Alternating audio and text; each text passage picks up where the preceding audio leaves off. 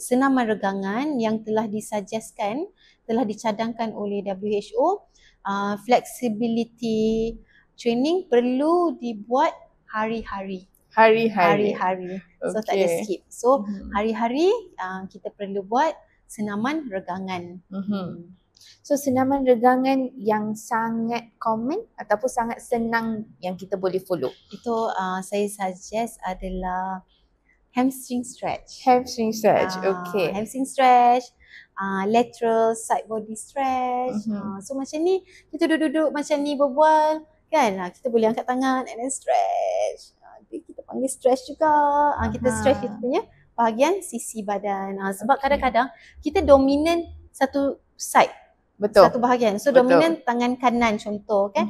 So kita banyak guna bahagian kanan. Angkat barang bahagian kanan semua. So kita akan sakit tegang dekat kawasan kanan je. So this is kind of stretch yang you boleh buat. You duduk-duduk ni boleh tolak badan you macam ni. Ini semua adalah senaman.